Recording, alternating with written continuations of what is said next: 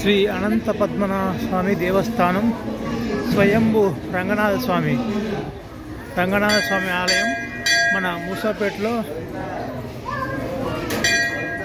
IDP చెరువు దగ్గర ఉంది. అక్కడి నుంచి వస్తే మనకి ఇక్కడ స్వయంభూ స్వామి వారు ఇక్కడ స్వయంభూగా వెళ్తారు.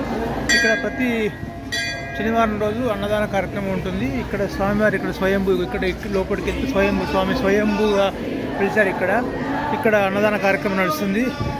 శివాలయం కూడా ఉంది. ఇక్కడ స్వామి రంగనాథ స్వామి వారు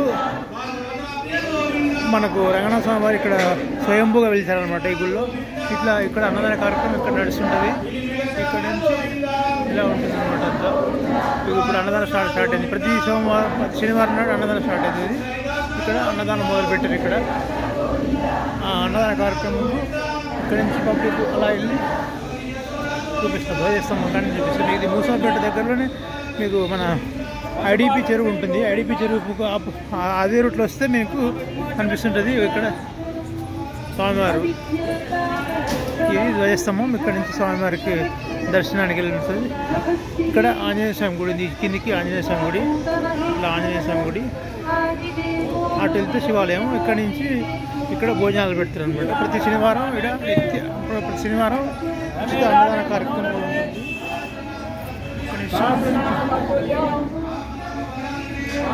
అన్నదాన కార్యక్రమం నడుస్తుంది.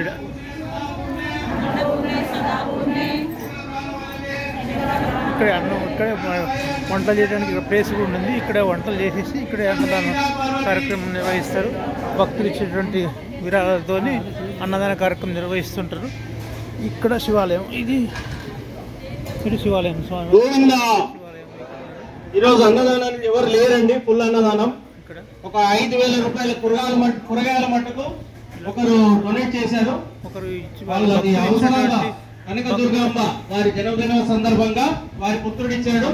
5,000 రూపాయలు కూరగాయలకు సమర్పించుకున్నారు. వాళ్ళు వారు ఒక 20 కిలోల రైస్ కానీ సమర్పించుకున్నారు. ఒక 5 కిలోల పెరుగు కానీ ఇలా సమర్పించుకున్నారు.